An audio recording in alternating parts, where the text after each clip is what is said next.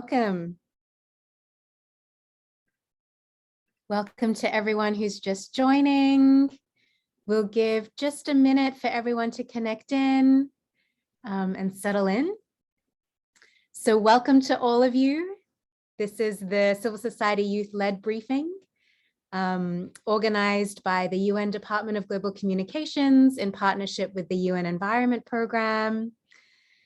My name is Sophia, and I'll be serving as the moderator of this event today, which is titled The Intersection of Gender and Climate, Amplifying Impact Through Youth Actions.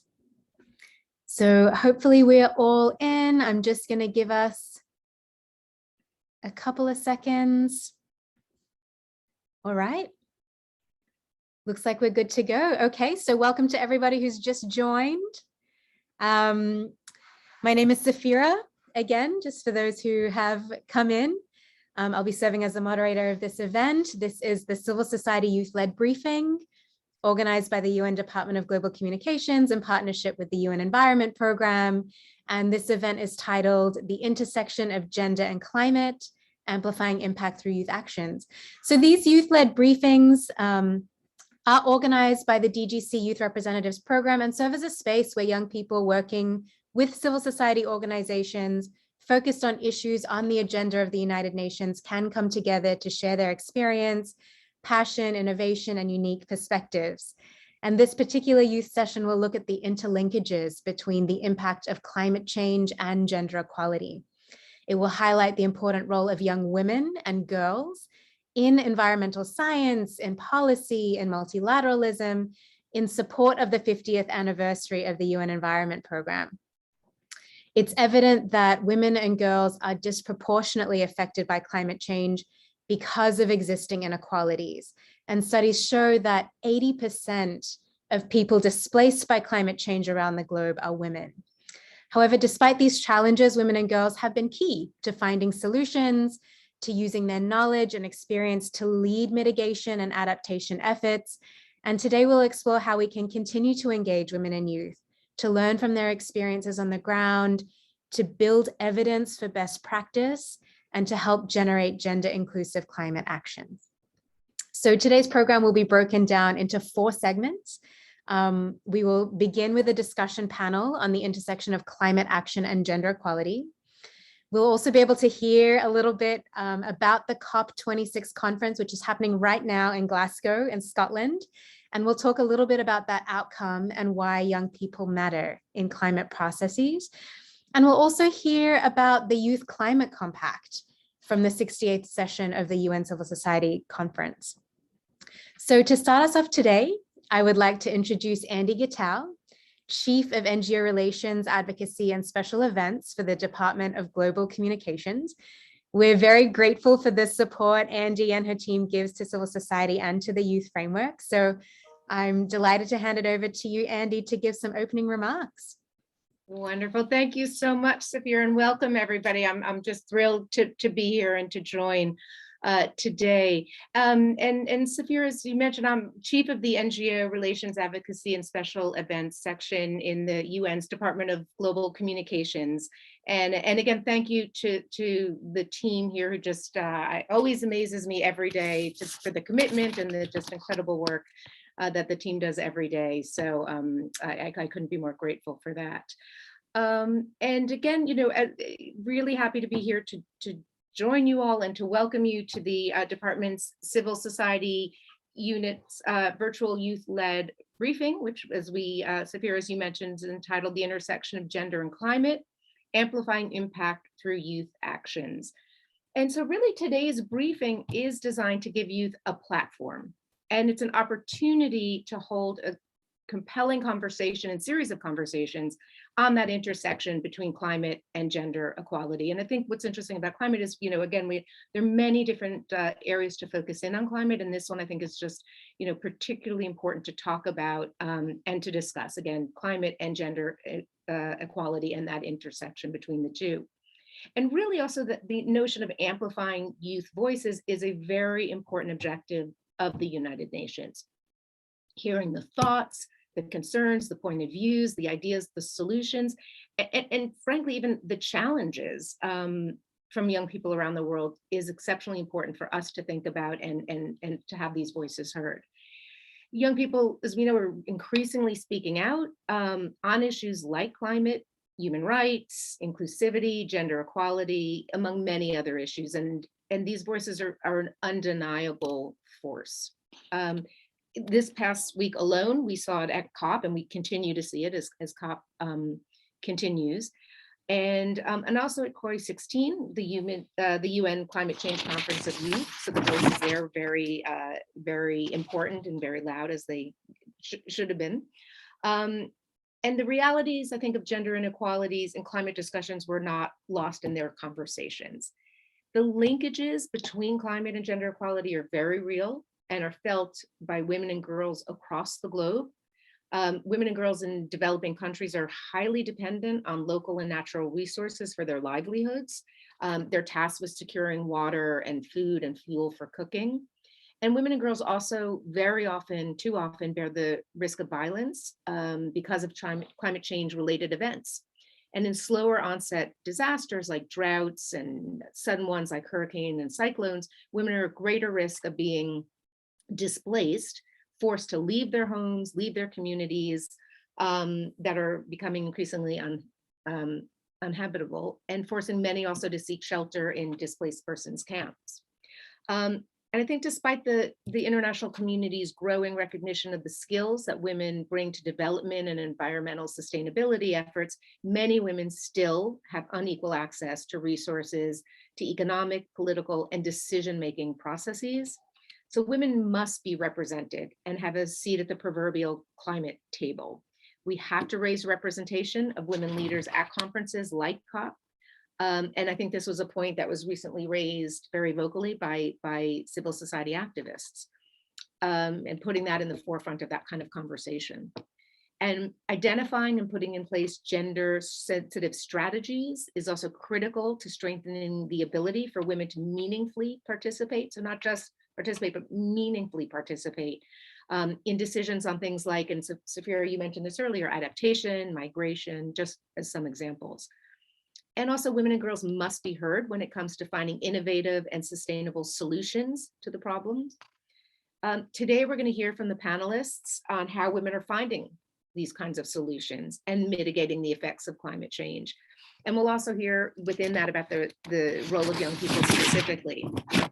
And so one such highlight, Sophia, you also mentioned this, we'll hear about is the Youth Climate Compact, which includes pledges on climate action and was written by young people from all different regions around the world during the 68th United Nations Civil Society Conference that took place in Salt Lake City, Utah in 2019.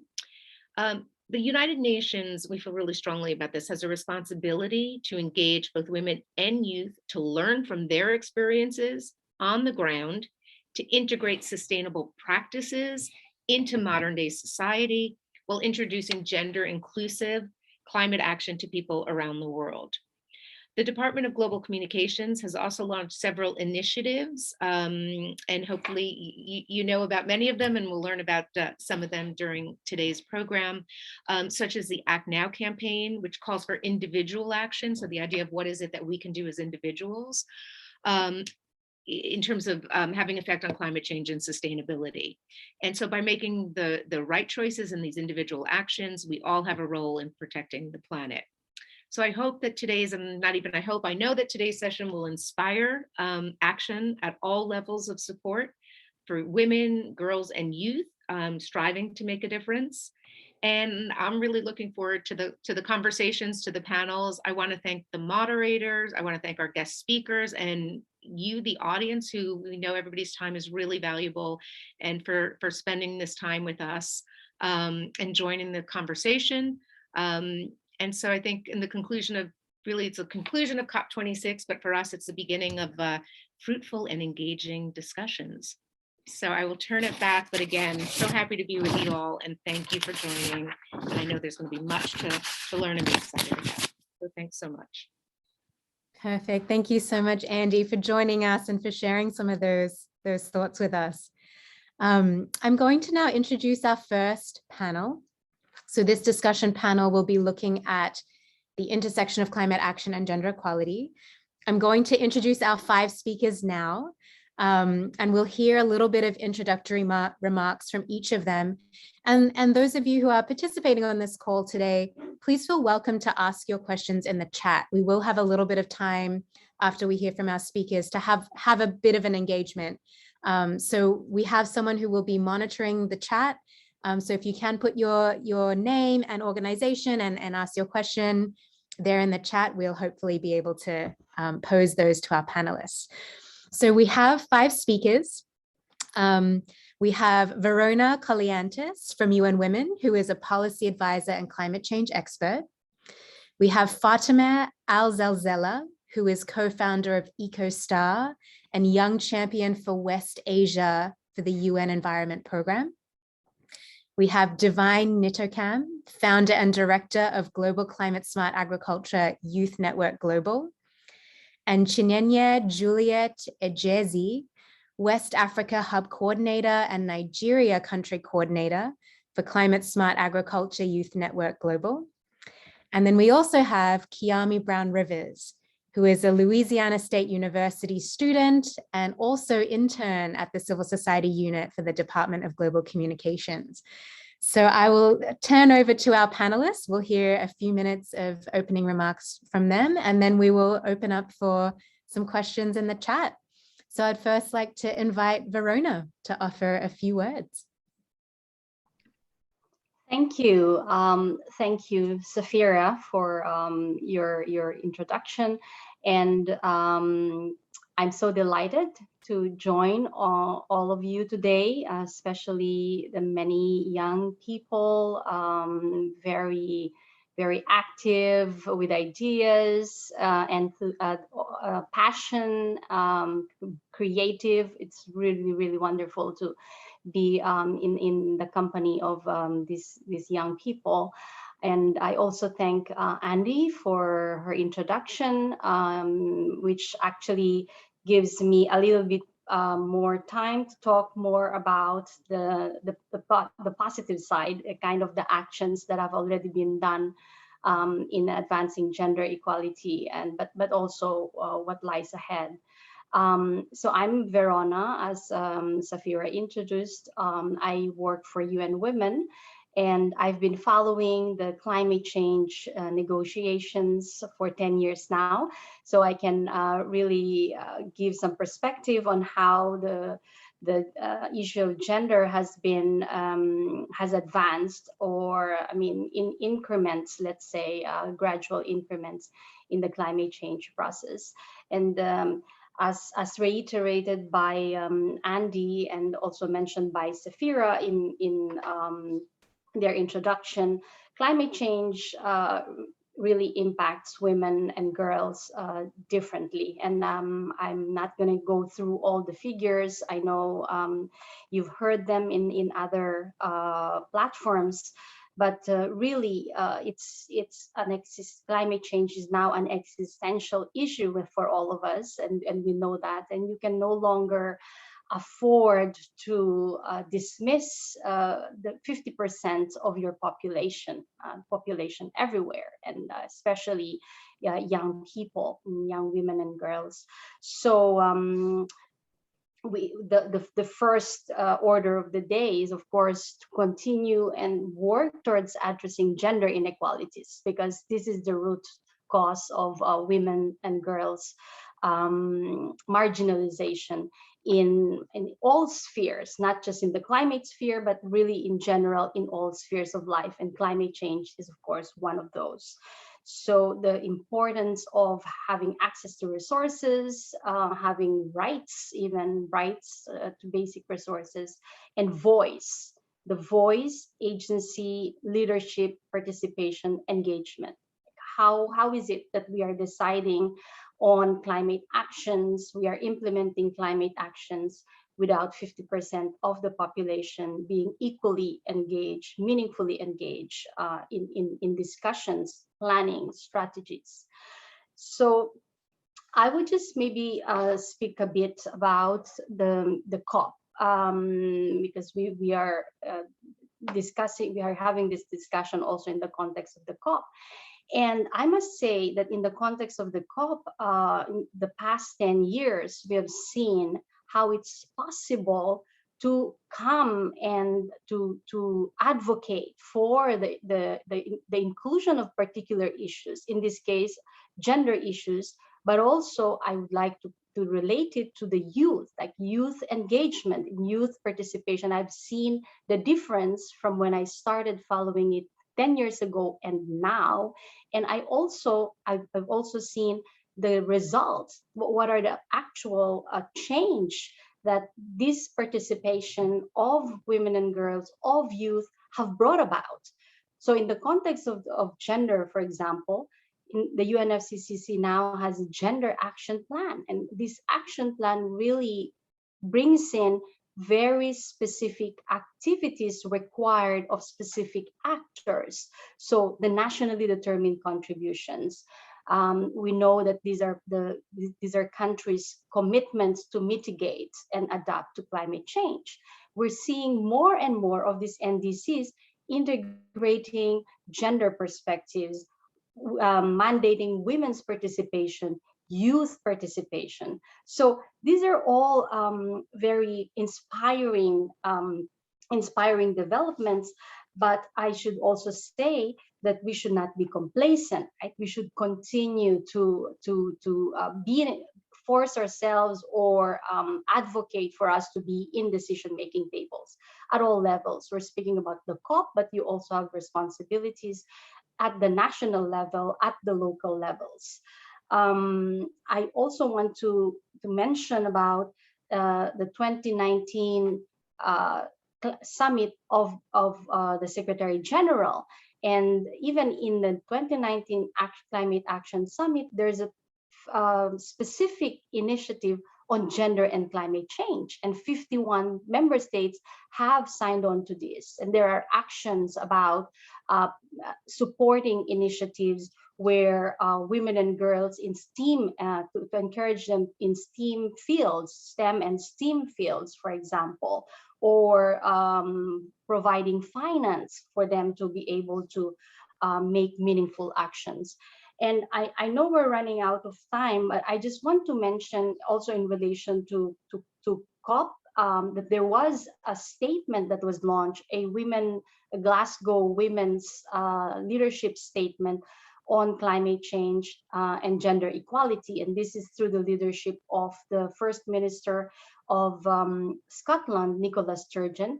But they're getting signatories, and you as youth leaders can be signatories to these too. We have prime ministers and presidents, we have CEOs, but this is very important because it not only raises the visibility of issue, but getting all these leaders to step up and commit to making concrete actions to advance gender equality in climate action. And this brings me to the Commission on the Status of Women. If you know the Commission on the Status of Women, this is the largest gathering discussing women's rights and women and girls' rights and women's empowerment in the UN. And next year in March, 14 to 25 March, the theme of the Commission on the Status of Women is achieving gender equality and empowerment of women and girls in climate change, environmental, and disaster risk reduction policies and programs. So I'm mentioning this to encourage you to start engaging in and contributing your ideas, your thoughts, your demands at the local level where your national governments are starting to plan for CSW, because you can make very, very good contributions and your voices should be heard in this platform. I'll stop there, and I'm looking forward to engaging with all of you. Over to you, Sophia. Thank you so much, Verona. Thank you. And also the Commission on the Status of Women that's coming up in March. Thank you for highlighting that. I think that's also a wonderful opportunity for young people to keep in mind and to look forward to. So I'll now hand over to Fatima to share some introductory remarks. Hello, everyone, and I'm very happy to be here today with you all. So I present myself again. My name is Fatma Zilzala, and I'm the co-founder of EcoStar Recycling Initiative based in Kuwait. For those who don't know where Kuwait is, it's a very small country in the Middle East, GCC, where we face a lot of environmental challenges. And since 2019, I've been studying Kuwait's situation environmentally. The whole region where I live is environmentally, in one way or another, I can say it's destroyed. So a personal initiative must be done in one way or another by me or by other people. So I have decided to initiate the project of EcoStar to solve many environmental problems related to waste management, air pollution, and greening. Well, one of the things that we have to understand is since Kuwait is a very small country with a very small population, a very high national income, at the same time, we don't have any sustainable plans to solve any environmental problems. So one of the things that I've noticed is that Kuwaitis produce 1.5 kilograms of waste every day, which is the highest rate worldwide. We have 18 landfills. For a very small country, this is a lot. And in every air pollution study, you can see Kuwait's name in top 10. So this is, of course, very bad. In addition to that, we don't have enough environmental data or studies. And also, Kuwait is a huge desert, and greening is not very well supported. So EcoStar is a project where we had to solve these type of problems by cooperating with recycling centers here in Kuwait and rewarding those who give us recyclables every week with plants. So you give me the recyclables, I give you plants to support greening in urban areas. One of the things that we have noticed so far, and I'm very happy to share this information with you, and I've said it a lot of times before in many different interviews, is that most of our participants are women. Women, mothers, sisters, even the teachers that they were collaborating with us through school, they were women. And they were teaching the future generation about the importance of recycling and what is climate change voluntarily. So I believe that a huge part of solving the climate change related challenges is to empower women, because they are the mothers of the next generations. They are the ones who are going to raise those families, take care of them, and probably even one of the things that I've noticed is that a woman is smarter than a man environmentally. A lot of the problems that we were facing is raising awareness, especially to men compared to women. A woman is easily convinced with the idea of climate change and the importance of environmental initiatives, while we might face some issues with the other with guys, I would have to say that. But that does not mean that guys are not important in this field at all. I don't mean that at all, if you know what I'm saying. But I believe that women are very effective are very effective in this field, probably even more than men. And I believe that the future is with our personal initiatives in our communities. It's very interesting, and I'm very happy and glad to be here today. And I would like to say that we are blessed to be together in this community, sharing our ideas and talking together as young women leaders in this community. So thank you so much, and I'll hand you to the next speaker. Thank you so much, Fatima. And just so wonderful to hear about the work you're doing in waste management, in air pollution, and in greening urban areas, and to hear that the majority of these participants are women. So thank you so much for your efforts on the ground and for sharing that. I'd now like to introduce Divine to share a few words with us today. The floor is yours, Divine. Yeah, thank you very much indeed. Good afternoon, good evening, good morning, wherever you are. Yeah, Sophia Divine is my name. I'm the founder and managing director for Climate Smart Agriculture. I'm equally one of the UN Food System champions. appointed by the Secretary General's office under the UN Special Envoy to the Food System Summit. I'm so delighted to be here, and I think it's a huge opportunity for us as CSOA and to position ourselves to share what we've been doing since 8 years as of now. And thank you very much for the UN headquarters for giving us the ECOSOC status. I need to thank you for that. So to go straight to the point, I'm not going to be very long. I have just 4 points to mention here. We have I was part of those that, came up with the SDGs. I was part of the process from 2012 under Amina Mohamed's leadership as a post-2015 process when she worked with Ban Ki-moon and David Nabarro, being special advisor. I'm so happy because during my work with UNICEF many years ago, there was an issue with language. So when I was going to communities in Cameroon, I couldn't.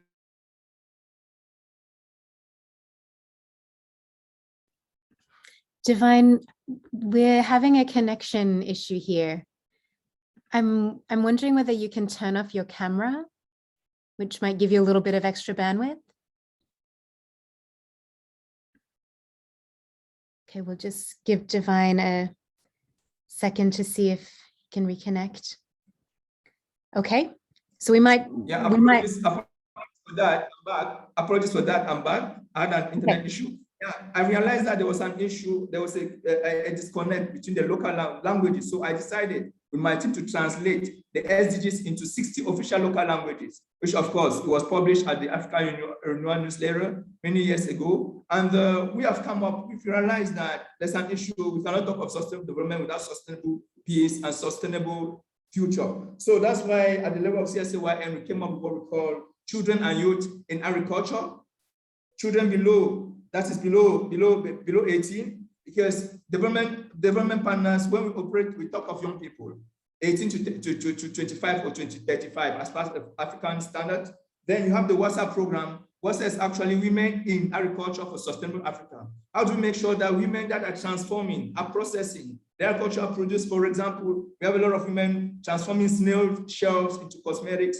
We have a lot of women transforming pepper into wine. We have a lot of women transforming sugarcane into wine and juice and all of that. So how do we make sure that we bring all of them together in a more sustainable way? And that's why I'm happy UN Women is right here, because we had a call with the office, with the liaison office in Addis, and they really said they're going to support this initiative, the WhatsApp program. And again, it's going to help us to stem rural urban migration, because it has come to be observed that young people go to cities because the rural communities are not somehow attractive to young people.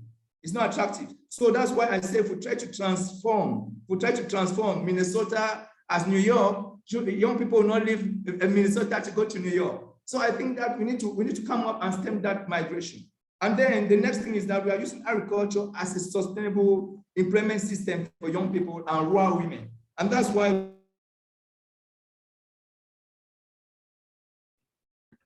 Divine, we're losing you again.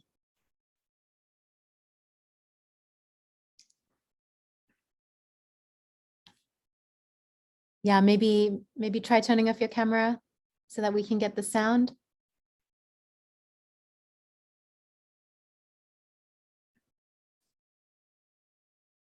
Okay. All right, we might pause and come back to Divine if that's okay, depending on how the connection goes. Yeah. Oh, you're back? Yeah, We can hear you. The last point, we have the African youth, the African youth for SDGs training. We are actually training young people, building their capacity and children in localizing the SDGs in their local languages. And equally, we have transcribed the SDGs into Braille because we look at the person with disabilities. It is very, very important. And then we have a program in Cameroon called the Green School Program. How do we make sure that children actually plant trees? We just had a call from CNN on the call to Earth Day, where we actually commemorated in all the 124 CSA1 countries to plant fruit trees, ornament trees, and equally flowers to beautify the school campuses. We've done that, and we are so passionate that we're going to roll this out across the entire UN member states. And we want to say that we are so passionate and we are already well available and structured to deliver the Agenda 2030. And again, we are in the decade of action. So how do we make sure that we work together as society to change the paradigm from having these bottlenecks to a more sustainable way of reasoning So I want to thank you very much. I don't want to take much of your time because I can talk here till tomorrow. I will not get tired. Thank you very much. Over to you, Safira. Thank you, Divine. Thank you for your energy. And it's really, really cool actually to hear about your work with children and youth in agriculture and also women and the way that that transformation is happening. You're shifting the paradigm, shifting migration tendencies, engaging in STEM and training African youth in SDGs and the Green School program. So thank you so much for sharing your energy and your passion with us. So I'll hand over now to Chinenya, Juliet, to share a few words. The floor is yours, Juliet. Okay, thank you so much, Safira. And I want to appreciate everybody for being here today. And I am Juliet Chineye from Nigeria, and I'm also the country coordinator for Climate Smart Agriculture Youth Network and the West African coordinator in charge of the network.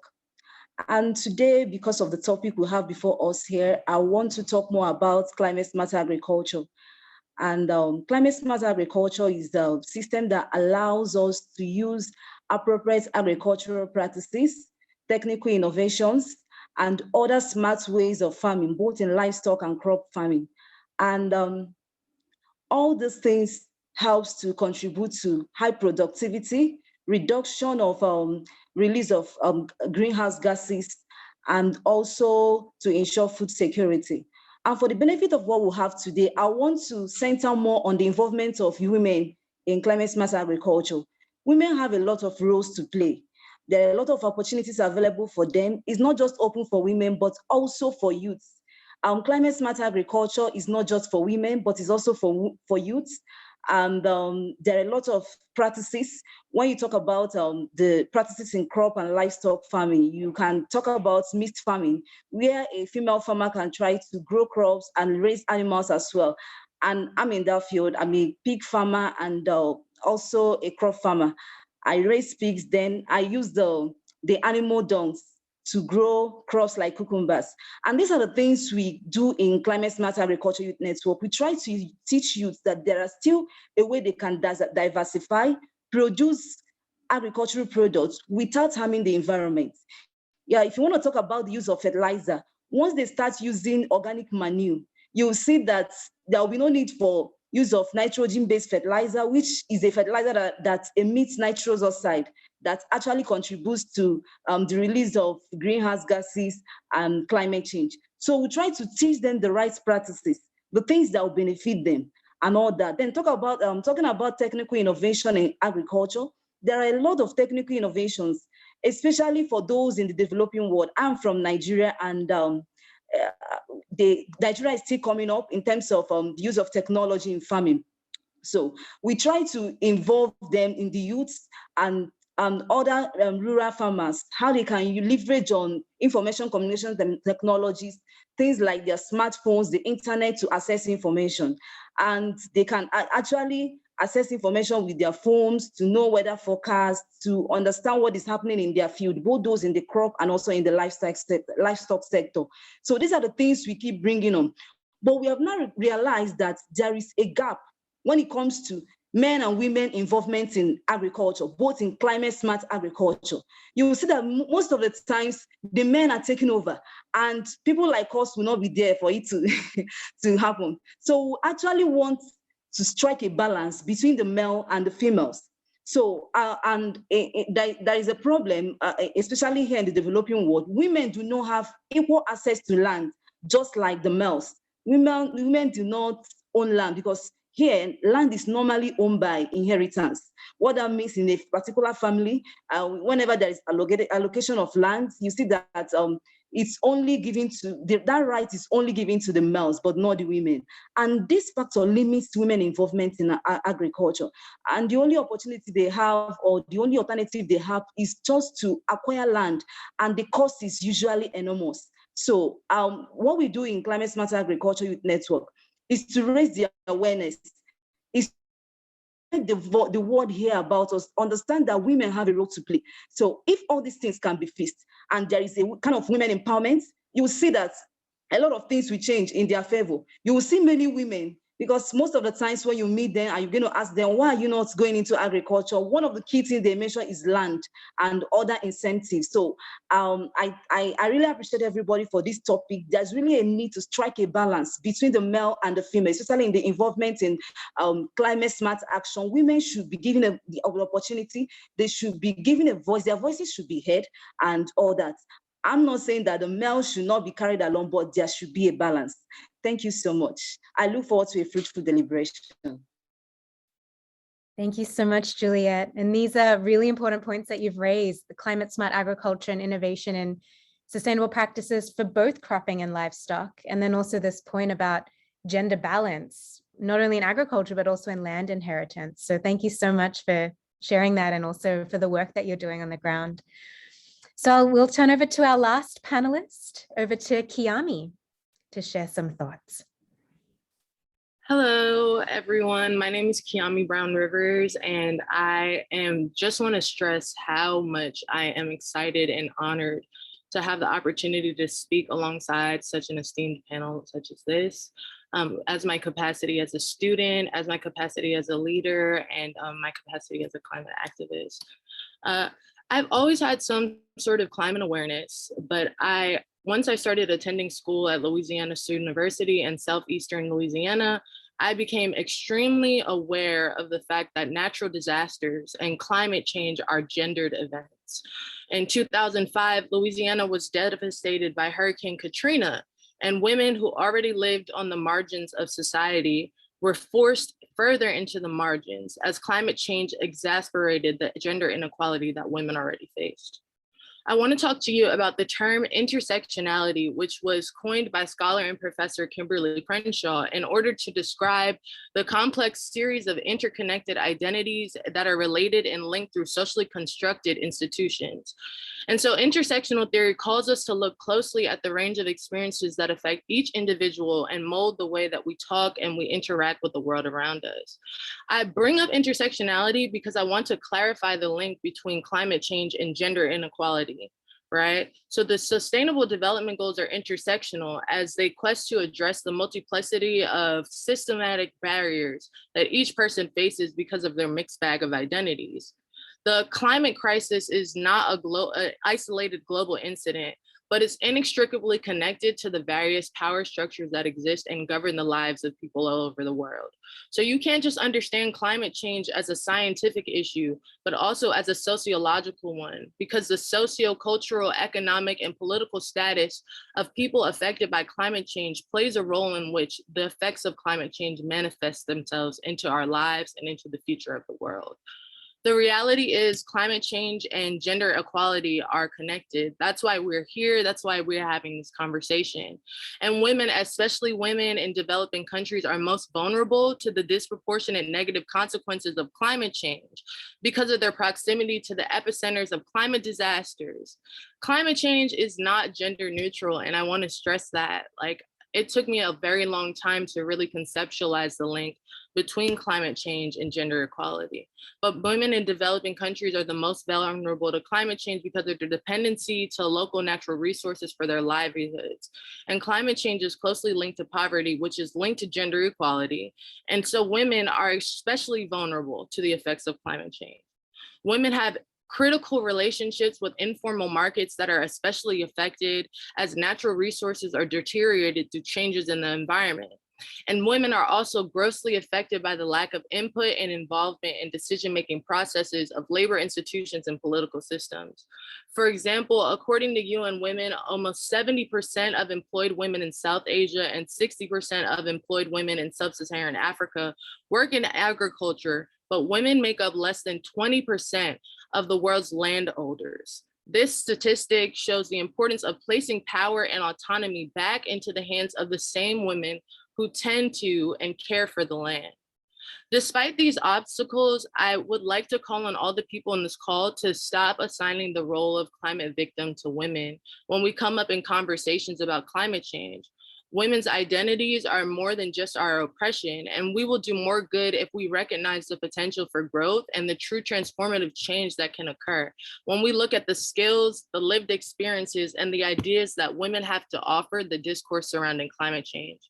Women's involvement in the methods of fruit production, community building, natural resource and biodiversity management, and the education of children and family care place them at the center of development.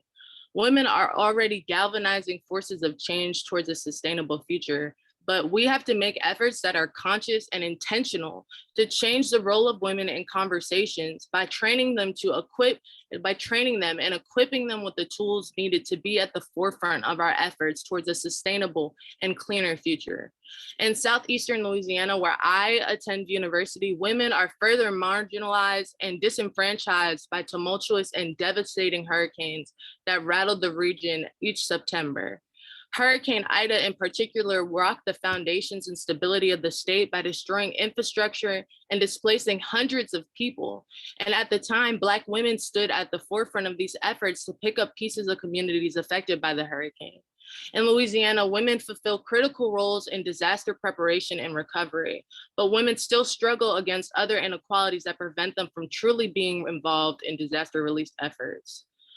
Women must be encouraged to be scientists and researchers, and we should not be alienated from STEM professions or professions in environmental legal careers, which would give us a seat at the table in conversations about solutions for the betterment of the world.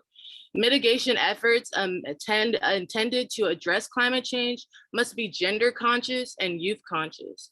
Young people and young women in particular have so much to offer, which has been not tapped into.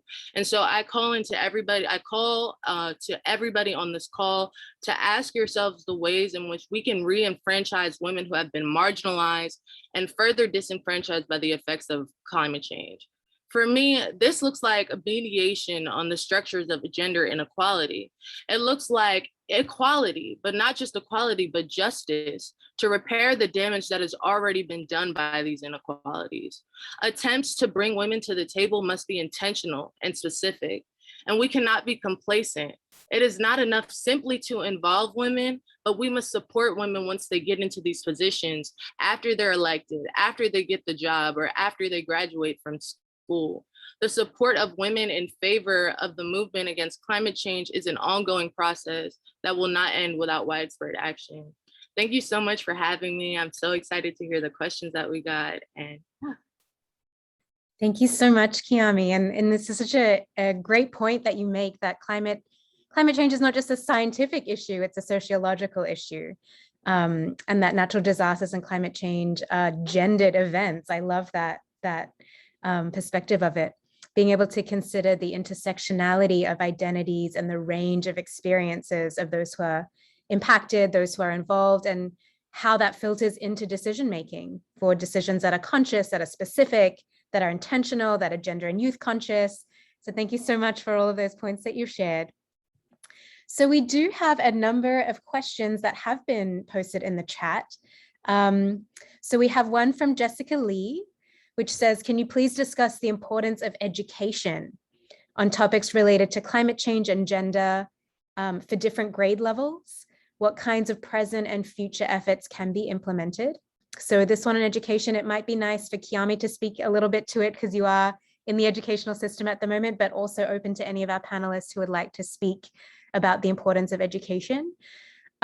We also have one from Lillian, which says, regarding education and climate change, we can observe that women are often the first educators in the family.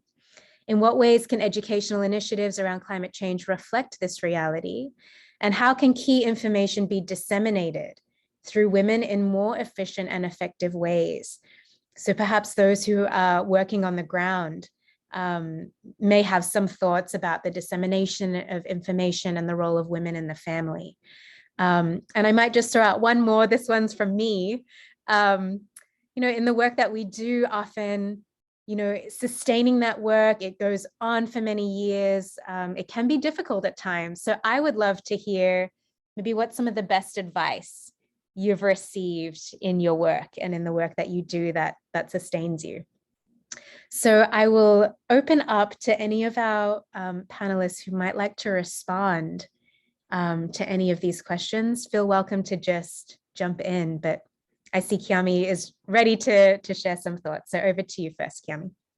Okay, so my answer to this question is going to be really short, but I think what is really important in educational initiatives is to place value and legitimacy on the lived experiences of women and the knowledge that we have that comes from within.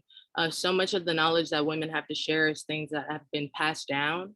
And so educational initiatives can validate this knowledge by projecting them as things that are true, that are important and that are valid because they are coming from women who have experiences that are relevant to these topics that we are trying to discuss. Perfect. Thank you. Go ahead, Divine. Please Yeah, jump in. I'm going to echo the question on education.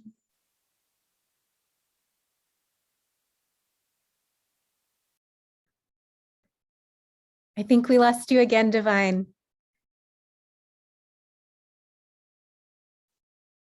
Okay, we might just give Divine a second to reconnect. I don't know if any of our other panelists would like to speak to any of these points. Verona, go ahead. Yeah, I think I may come in quickly on the issue of education, especially education starting from the household.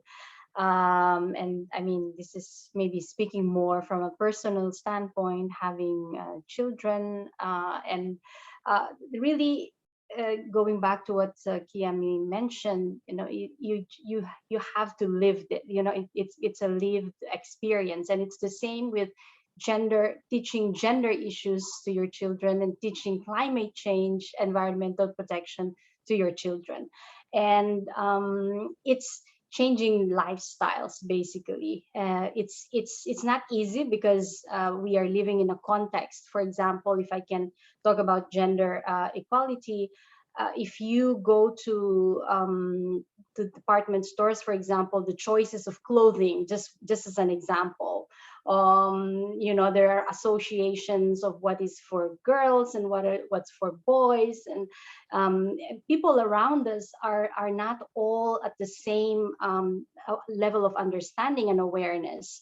And I was just the other day, somebody who comes to help, and she was changing the bed sheets, and I was giving her a pink bed sheet to change my son's bed sheet, and she says, "But this is this is for a girl." I said, "No, it doesn't matter," you know. So it's those kinds of conversations that starts at home that will then really be very important in shaping children's education on gender, but also on climate change. Like, not to be wasteful. It's not because we have so much that you can. It's not an excuse to be wasteful, even if you have so much. So, like, small steps, but as they're shaping their minds and their passion, you know, because it's both mind and also the heart. It's really important to start from childhood. And just maybe just quickly on your question, Sophia, on what drives you in your work.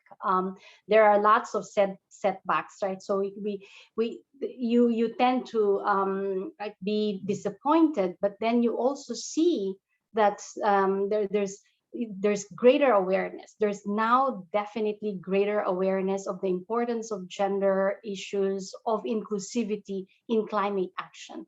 And there are more people speaking out about. In this panel alone, I'm not needed in this panel anymore, and it's so aware. There's so much awareness, and that inspires me to keep going. And the partners that are just stepping up, young people, you know, you don't need to pay people, and there's just all of these ideas and passion, and you just have to provide a platform like this one. You know, somebody has to just provide a platform, and all the ideas can be generated in such a short time. And I think for me that really is what, like, helps me bounce back every time I have a setback, when there's not progress according to how I expect it to be. That's wonderful, Verena. Thank you so much for sharing your motivation with us. Chinenya, do you have anything to add, either on the question around education the role of women in families, dissemination of information at the grassroots, or any advice that you wanted to share with us? Okay, thank you so much, Safira. I want to add that especially in the line of agriculture, because that is where we are more specialized, the Climate Smart Agriculture Youth Network. I want to add that there should be teachings, because someone talked about something about education. You notice sometimes there will be poor distribution of information. People don't get to know what is happening. They don't know when to grow crops. They don't know when to do or what to even know whether they are doing the right thing. And another thing is marketing. Some of them do not know how to market.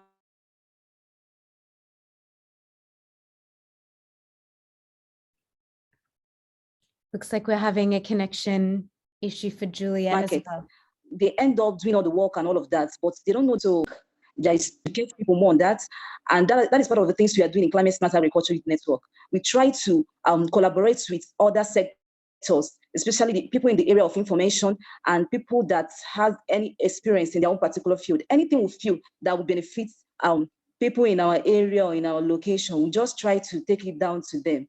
So there is need for the females to get education, especially in any, especially knowledge in climate change and all of that. So there is real need. And while we are suggesting solutions, we should try to take it down to those in the developing world, because when it comes to education, a lot of the farmers are still doing it in a primitive way. So that's what I want to add. Thank you. Thank you so much. So I just want to acknowledge we've lost a couple of our panelists. So Divine, I think, is having some internet connection issues, and Fatima has also dropped off. But we'll take another round of questions, and I see that there are a couple more that have been shared in the chat. So we have one from Nadine, which says, regarding agriculture, particularly in the context of the Global South, we've seen a divergence between localized solutions that are focused on local ecosystems and agricultural systems, often stewarded by women, and top-down tech-driven approaches to agriculture from large stakeholders that are detached from place. So the question is, how do you navigate sustaining local agricultural systems and structure while ensuring that any large-scale interventions are grounded in the wisdom of local communities? So really a scaling question here as it relates to local communities and wisdom of local communities. Then we have one from Norway, which is, what makes climate change a gender-based crisis? So maybe a little bit more explanation there about the gender dimension, but then also it says we need to also educate people on the linkages between climate and economic justice as it relates to inequality. There's no way we can discuss one without the other. So the question is, I would appreciate any of the panelists briefly explaining these linkages.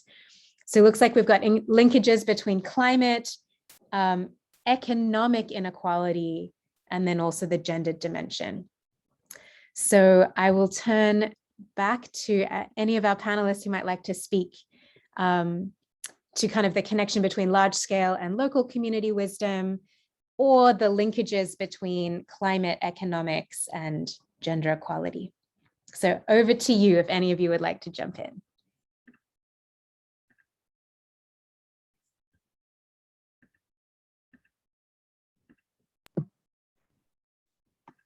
Go ahead, Verena. I may start with the gender, what the gendered dimension of climate change. Let's say, I know that previous speakers have already identified a few aspects, but this may also be related to the economic piece of it, the economic injustice and gender inequalities. So the point is, we are not operating in a vacuum. So if we look at who are the actors, or who are able to who have a say in deciding on climate actions, or who have a say in terms of spending decisions in the household, just looking at it at the household level. If we look at this, we know that women and girls, that there are differences in terms of what women and girls and men and boys can do, and this is why we talk about gender inequalities or structural inequalities, because there are certain practices, certain norms, and even laws and institutions, as I mentioned earlier, that give that differentiates the rights and opportunities between men and women and girls and boys. And some of the panelists already made the example of land. I think it was Chinenye. So land rights and even rights to own bank accounts. You know, in some in still many cultures, women are not able to make decisions or even open a bank account, which then has implications on how women and girls will be able to make decisions in terms of the plant, the crop to plant, or make decisions in terms of what kind,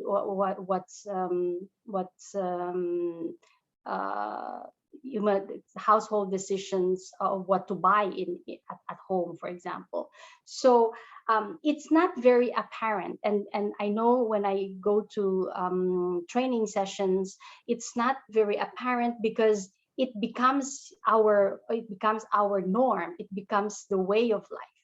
But if you try to understand, then give these examples, you will see that the inequalities affect women and girls' behavior and also their future. Like even what kind of subjects or courses they take. Kiyami mentioned, you know, we have to encourage more girls in STEM education, and they're not there because our cultures, some cultures or practices, institutions don't allow this. So I'll stop there, and I know some of the other panelists will have also additional things to say. Thank you so much, Varuna, and wanted to welcome back Fatima and Divine. Glad we were able to get you connected. I don't know if either of you would like to speak to any of these questions. I know that there was a lot, and I don't know if you caught them, but I've sent them to you in the chat again. So just wanted to give you an opportunity to share a few responses if you would like to at this point.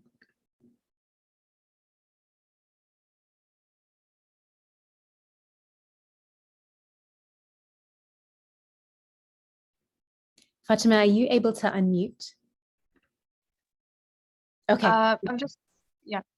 I've just lost a part of the connection. I'm very sorry. So I missed a lot of things. So if you can send me the questions again, or. Absolutely, yeah. So we've had 2 rounds of questions now. So anything you would like to share on climate education, on the way that information can be disseminated amongst networks of women on the ground. We have a question around the role of women in the family. We have a point about, any advice you would like to share that you've received in your work. And then we have a couple of questions, one on the connection between scaling and drawing on local wisdom, and then one on the interlinkages between climate, economic inequality, and the gendered dimension. So that's a quick summary of where we're at. Well, thank you so much for this. I'm very sorry again for this trouble. Those are interesting questions, and I'm very happy that we have that great audience asking realistic, amazing questions like that. And I am very interested in the first question, the climate education. I believe that climate education is fundamental, and again, in this region, we are in the Middle East region, by the way, that's what I mean. We are very late environmentally.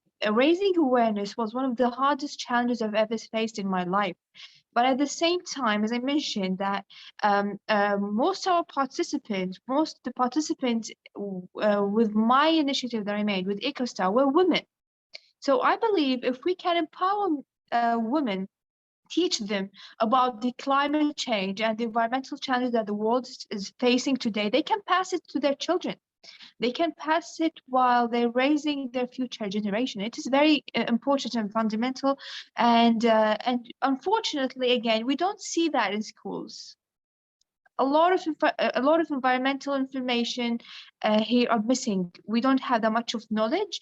So I believe that if worldwide women communities can teach each other about the climate change and the environmental challenges that we're facing, they can pass them easily through their families, through the children and the student they are teaching. If they were teachers, for example, I think it's very easy, and communicating, networking are very, very important in this case. So yeah, that would be my opinion of that. Thank you so much, Fatima. And we're about to run out of time, but I did want to give Divine the chance to finish your thought before you were able to get cut off. Go ahead, Divine.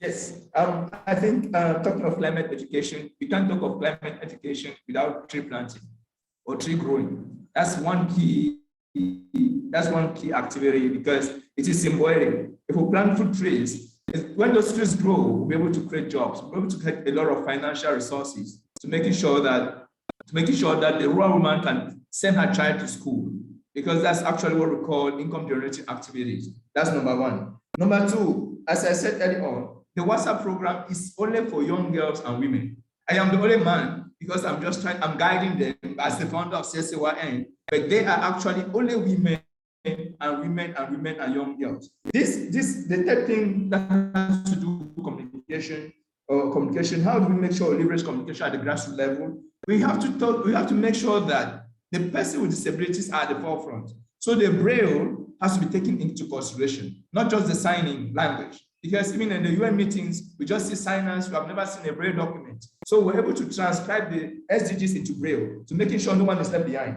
And the last point, let's capitalize on local languages. On local languages, because we're able to address the issue of land policy by engaging with community leaders here in Cameroon, all over the South region. We met the community leaders, we actually mainstream them in the UN Food System Summit process which I was coordinating. And they were their voices were heard. They were very excited. And they said, Divine, please, you have a lot of land, you can come and use it for development agenda, for development projects. Right now, we have set up groups in those communities. So to say, let's do much more in this green school project, which Cameroon government is actually rolling out under our leadership and our full Ministry of Basic Education and Higher Education. And of course, we want to take this across all the UN member countries where we represent it. Yeah, I want to thank you very much. And we call upon the GGC. I made my point doing that, and now I mentioned your name because you're the person I recognize. So I want to say we are very passionate making sure that we support the GGC and all what you're doing to making sure to achieve the Agenda 2030 within this decade of action. Thank you very much indeed. Thank you so much, Divine, and thank you to all of our panelists for sharing your thoughts and experiences with us. I do see some engagement in the chat, a little bit of back and forth about some of these themes. So please continue to use the chat, and I'll encourage our panelists to answer any of the questions that they didn't get a chance to speak to put some thoughts in the chat. There is one specific question to you, Verona, about the engagement in the CSW in March 2022. So if there are any resources or opportunities for youth to engage in the commission, if you're able to share those in the chat, I think that would be very much appreciated. So at this time, we're going to move on to our second segment. We're going to have a focus on COP26, the outcome and why youth matter. And we have a a series of videos of messages from global youth that are attending the UN Climate Change Conference of Youth and COP26 in Glasgow and Scotland. So we'll turn over and watch some of those now. And as you're watching them, feel free to comment and share some thoughts in the chat as we go. Thank you.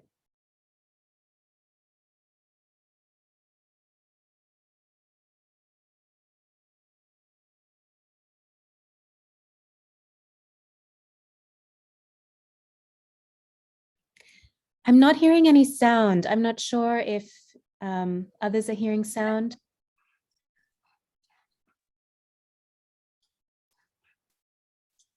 Can you hear the Hi, sound? this is Gateau. I am a United Okay, great. Nations Human Rights Champion and founder president of Green Hope Foundation, and I am speaking to you from Glasgow, COP26. For me, the best way that the organizers of COP26 can meaningfully engage youth is to ensure that they don't just listen to the voices of a few people and just relegate young people to being strikers and protesters, but actually listen to the actions that young people are taking every day on the ground to mitigate climate change. These ground level actions are the ones that are going to lead us towards a better.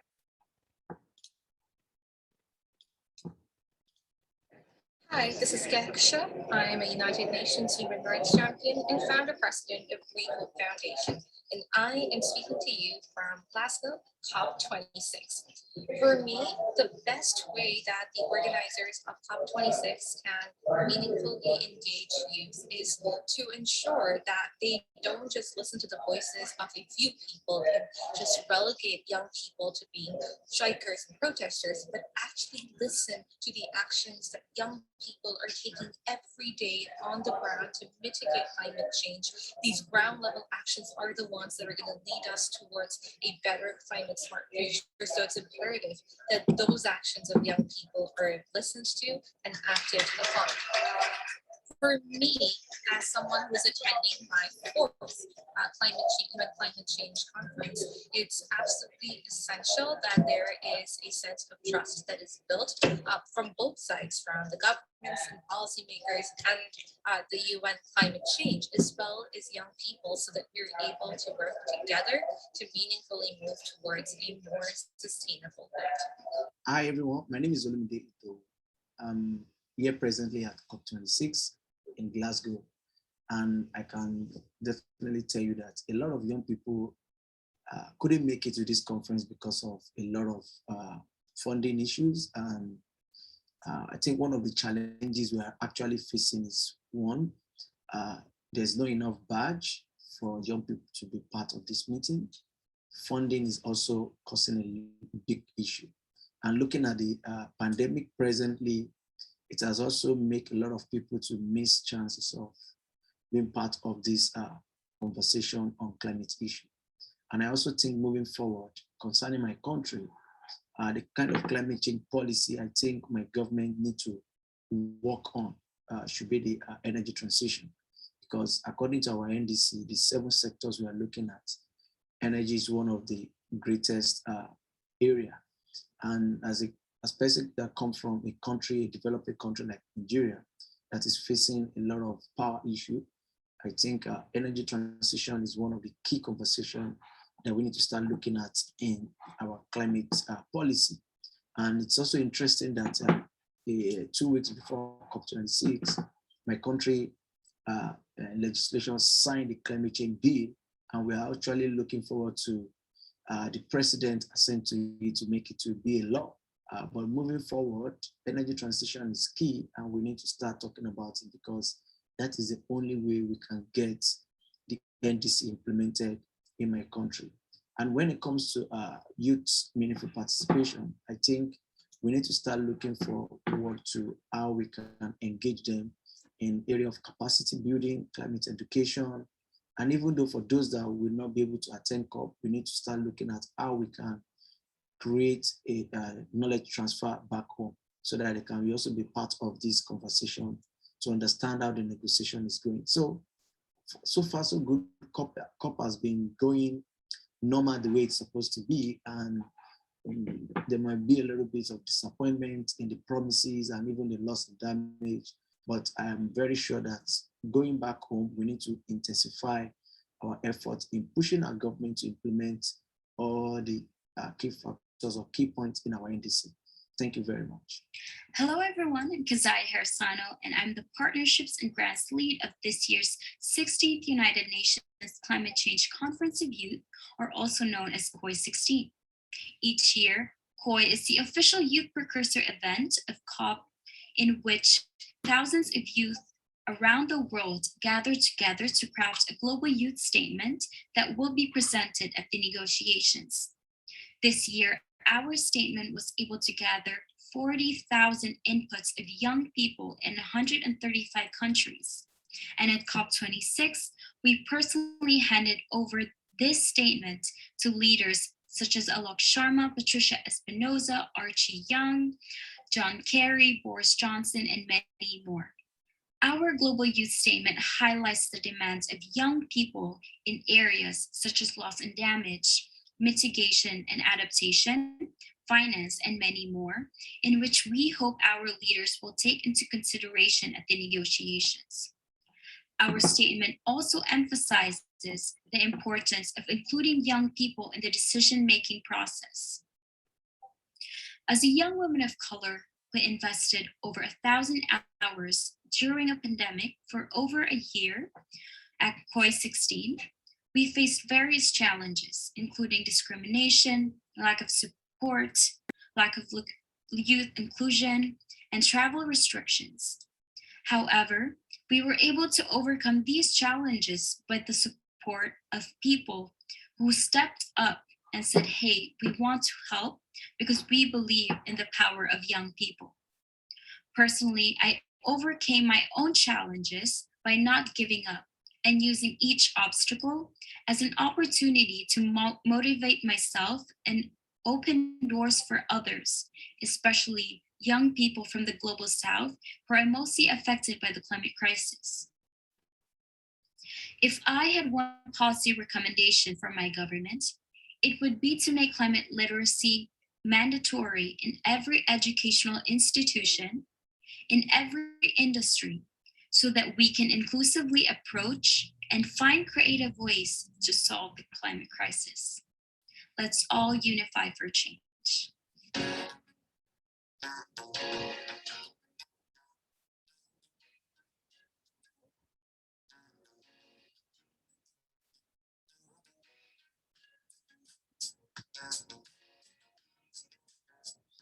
Want to see more homes, public and private companies using carbon-free and renewable energy sources such as solar panels and wind turbines. And governments to support them before, during, and after this transition.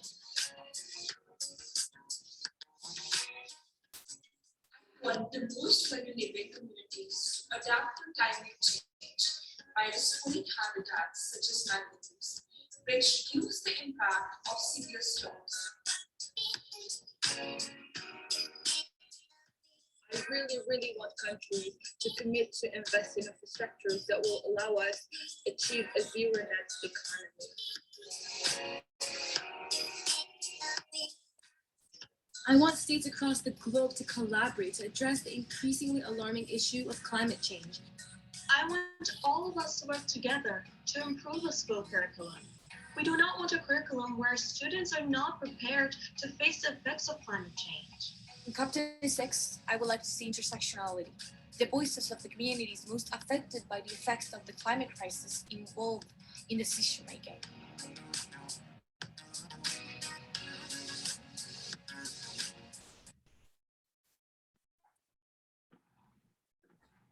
Thank you so much for those videos. And it was really nice, especially to see those who are currently at COP. It's like a little window into what's happening in Glasgow right now. So thank you so much for sharing those. So I'm going to transition us now into our third segment. And this is a spotlight on the Youth Climate Compact from the 68th UN Civil Society Conference, which was held in Salt Lake City in 2019. So it's my pleasure to introduce Rosleni Ubinyas, who is the co-chair of the Department of Global Communications Civil Society Youth Steering Committee. She's also a youth representative for the National Spiritual Assembly of the Baha'is of the United States. So Rosleni, you have the floor.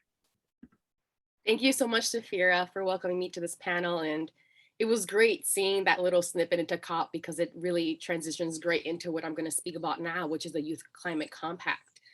So a little bit of history. Back in 2019, the Youth Subcommittee for the 68th United Nations Civil Society Conference, Building Inclusive and Sustainable Cities and Communities, in collaboration with UNDGC's Youth Representative Steering Committee, embarked on a monumental feat to put out a worldwide call reaching youth in various corners of the world for their feedback in creating a document where young people pledge to tenaciously work towards climate justice. Hundreds of youth responded to the call, completing an online survey asking for their thoughts regarding specific sustainable development goals like SDG 5, gender equality, SDG 6, clean water and sanitation, SDG 7, affordable and clean energy, SDG 9, industry, innovation and infrastructure, SDG 12, responsible consumption and production, and SDG 13, climate action, and the overall theme of the conference, SDG 11, sustainable cities and communities. So this document, this call was out for a couple of months, and we were contacting a lot of our NGOs and civil society organizations that we partner with because we really wanted to ensure that we captured the voice of the youth as a whole, a collective global youth whole. So we, mostly the team, I'm saying we as a committee and as a subcommittee, but really it was like a team of people that were like the core of this, really got together and just for months we're processing these inputs, processing these comments, and trying to create a draft of something that was comprehensive enough that really reflected the nuances of climate that affect both the global north and the global south, which is different problems, right? So at Salt Lake City, Utah, United States, where this conference was held, the youth subcommittee presented a draft. They printed it out on this giant piece of paper and they posted it. And this conference had almost 7,000 attendees. 3,000 of them were youth. So we got about over 500 inputs from different youth. They would put Post-its all over this document. So you would come up to this giant printed document and then covered in multicolored Post-its, youth ranging all kinds of ages from all kinds of backgrounds and religious practices. So it was a very diverse input. And they made these edits to this copy. So then in one night, a team of 20 writers with a core team of 5, we all got together in this, it was like a living room of someone's Airbnb, and we just kind of took over. I see Aishu nodding because it was a long night. Imagine going to a conference for 2 days straight, and then a second night of the conference, there's like, hi guys, it's 11 o'clock p.m. Now we have to all sit in this room and finalize this document because we have to present it tomorrow morning, right? So it's stressful, but it's really fun because we were all really infused with hope and energy and passion because we really didn't expect such a very robust output and participation. So it was a very exciting time for us. So this document was put together and is called the Youth Climate Compact. This document that was drafted by youth, created by youth, pushed by youth, was presented as part of the conference package to the members of the General Assembly by the then president of the 73rd session, Maria Fernanda Espinosa Gartes. She was really involved in the process. She came to see us multiple times at the hub. She was really excited to see that this document they were able to put together was so concise and really encompassing a lot of opinions. So everyone's essence was shown in this document. So this compact identifies specific actions that we can take to reduce the devastating effects of the climate crises and adapt our communities in mindset and structure.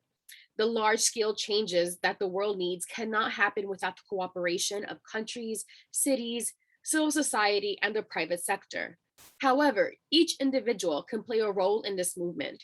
Recognizing that access to resources varies throughout the world, we urge that all adopt pledges that resonate with them and incite climate action in their own communities. Climate action is aggravating global crises, intensifying droughts and lack of access to clean water, subsequently heightening global conflicts. By 2050, over 143 million people will be displaced as a result. The future depends on our collective will to meet and to overcome these existential challenges. Without an immediate paradigm shift, we will continue to see profoundly destructive consequences on human life across the planet, human and also animal life, right? Overwhelming empirical evidence prove that the rapid intensification of the climate crises was caused by human activity. We must now undo the changes, the damages. The Montreal Protocol successfully scaled back ozone depletion, but the new climate crises requires that we assert more comprehensive global agreement. Recognizing that access to resources varies throughout the world, we urge all to adopt pledges that resonate with them and incite climate action in their own communities. So now I'm going to take a moment to read a couple of these pledges just so you're able to understand kind of what is in this compact. So to raise awareness in our own communities about policy that is detrimental to the health of our planet, and to promote policy which works to confront the main causes of climate crises. To educate ourselves, our families, and our networks through formal and informal channels, including social media, on the impacts that we as individuals and as a collective society have on climate throughout our daily lifestyles. To innovate climate conscious solutions to local and global challenges, and support scaling of sustainable products for widespread use. To advance widespread education of women and girls, understanding that doing so is a critical step in combating climate change. Being mindful of the effects of our consumption, compounded in the manufacturing, transport, storage, sales, use, and disposal of products. To implement the 6 R's: reduce, reuse, recycle, repair, rethink, and refuse, in order to fulfill a net negative carbon future to reverse environmental degradation. Protect forests and rainforests, which produce large amounts of oxygen from fires and destruction. So I'm not going to read them all. There are 25 agreements that were included in the compact, and hundreds of signatures are on this. I'm going to actually post this on the chat so you all have a chance to really check it out and to see what happened to the document, its use. And I encourage you all to read this in detail, to share it with your networks. And this is a way that we could all kind of work together as a framework. Excuse me, I'm just allergy season. As a framework where we could all work together and be on the same page. This way, as we know, the United Nations is involved in so many different projects around the world. And by all of us being under the same umbrella, working with the same goal and with the same framework and blueprint, it's a lot better and more sustainable, and we can have more long-lasting effects. So with that, I'm gonna leave it at that. Please check out in the chat. I have left the link for you all there. So please check it out. And if you have any questions, please feel free to reach out to the steering committee, and we're able to answer some, and maybe we could collaborate in the future in creating some events to continue to bring awareness to this compact and to youth initiatives around the world that are really working sustainably together for a future that we all want and deserve. Thank you so much. Thank you so much, Rosleni, and especially to you and the Youth Committee for just the incredible work that went into synthesizing hundreds of youth input and looking at the nuance of climate impact and action for the diversity of young people around the world. And so looking forward to continue to drawing on this as a resource in this movement and in kind of developing those pledges towards climate action. So thank you so much. We're going to move to the final piece of our event today, which is offering some reflection and some closing remarks. So we have 2 speakers. I'll introduce both of them now. We have Ashley Young, who is an NGO youth representative for the Buddhist Tzu Chi Foundation, and she's also a member of the DGC Civil Society Youth Representatives Steering Committee. And we also have Sophia Holt, who is currently an intern with the Civil Society Unit for the Department of Global Communications. So I'll hand over to Ashley and then to Sophia to wrap us up. Thank you.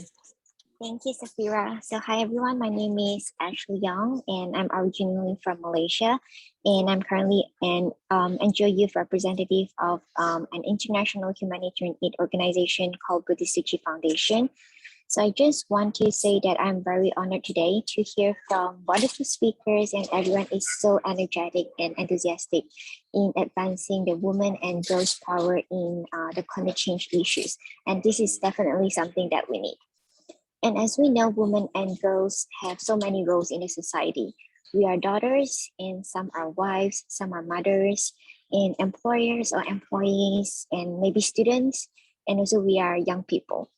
So with all the different responsibilities and roles that we are playing today, it's so amazing that we have so many young women and different girls that are still capable of fighting for the climate change and also for environmental issues.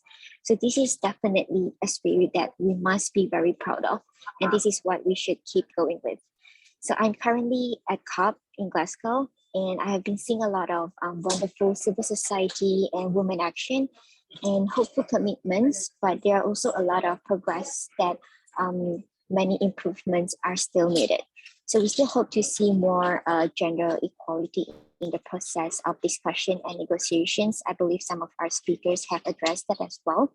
But it is good to see that many Indigenous women and girls and also people from the Global South are actually present in the conference, though we still need much better visibility of the women and girls population at COP26 this year. And I just want to highlight that I think inequality will still be around us. For instance, some of us are so privileged that we are able to attend COP and we are able to connect through Zoom today because we have very good internet connection. And maybe some of us have already confirmed our attendance to CSW. But many of the other women and girls, especially those that are at the forefront of climate change, they are unable to attend. Like our speakers have mentioned, many of them are unable to get badges, unable to get funding. So I think this happens all the time during the UN conferences, and they are unable to share their voices. So I think it's important for us, consider the lucky ones, to act as the bridge to connect the other populations. And it's important for us to empower them, to share resources with them, and we can help the other women and girls and let them to be a leader too.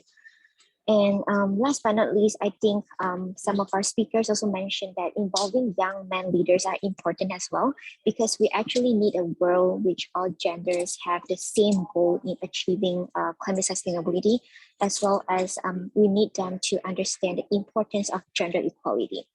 So without them, we are unable to achieve balance, right? When we say balance, we need boys and girls all together. So without them, we are unable to achieve that. And I believe that when women succeed, the world succeeds as well. So it's important for us to know that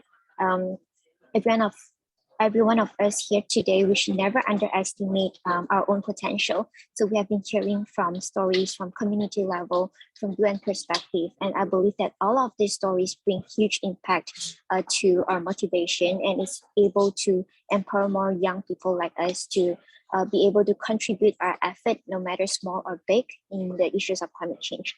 So I hope that every one of us here today can be a great and responsible change maker in our society. Thank you. Thank you, Ashley, for those wonderful points. I really think that mention of equality for women and including male leaders in the discussion is so important. So I thank you for highlighting that. Hello, everybody. As Sophia mentioned, my name is Sophia Holt, and I'm an intern for the United Nations Department of Global Communications. First, I want to thank our amazing panelists and speakers and our participants for such engaging questions.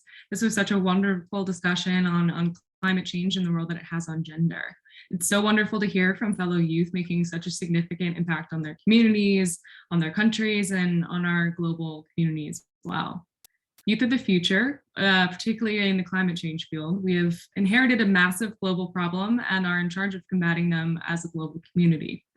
Today, youth are calling upon their communities, governments, and multilateral institutions like the United Nations, especially at COP26, to hear our global message: global cooperation in the fight against climate change. In the past, men and boys are more often found in the climate space and climate discourse. Thankfully, this is changing. Women and girls have been key to finding solutions, using their knowledge and experiences to lead mitigation and adaptation efforts, and also spreading the word like we have done here today. Women are agents of change who must equally be a part of the solution towards a more sustainable future. We must continue to identify areas where women have been disproportionately effective and ensure that we use resources and knowledge of these women affected to better utilize them as a force against climate change. However, the fight for female and youth voices to be heard by governments and large institutions such as the UN is not over, but it's only beginning. Today, we took a step in the right direction, hearing and uplifting female and youth voices from all over the world. The next step is to take action on what youth are asking for. It's not enough to merely hear youth voices on climate and gender. Global governments must also listen to what we are saying and implement these changes. We must also fight for education on gender equality and climate change, particularly in how climate change has detrimental effects on women's equality and economic instability. As children grow into youth and enter the world carrying these understandings, they will act to hold their communities and employers responsible. Investing in education of our youth is critical for a more sustainable and cooperative global community. Thank you all again for attending this event. It has been so wonderful for me to hear from all of you from all over the world, and I hope you felt the same way. I will now hand it back over to Sophia for some final remarks. Thank you so much, and we're ending right on time. Before we go, I wanted to just acknowledge the presence of some of our DGC youth representatives of the steering committee, and also those who are part of the Youth Representatives alumni and family. A special thank you to members of our Global NGO Executive Committee and also to Queen Mother for joining us today. A big thank you to the DGC Civil Society team for all of the coordination and the way that you support the youth constantly. And so hopefully, for those of you who are able to join, this panel gave you some insights into the intersection between climate and gender justice and the work that young people are doing on the ground and at the international level.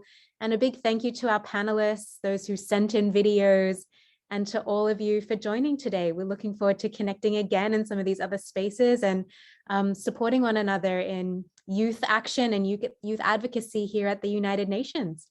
So thank you all so much. I wish you all a wonderful rest of your day. I see we have a couple of upcoming events that are here on your screen, and look forward to seeing you all again soon.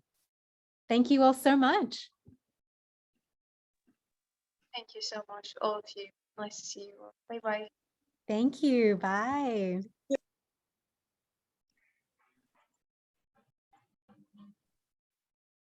Thank you, everybody. Such a great event.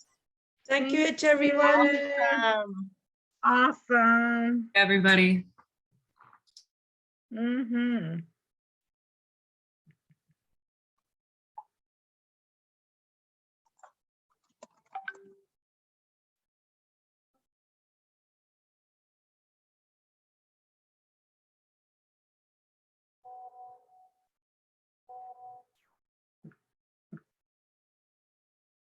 Thank you. All righty.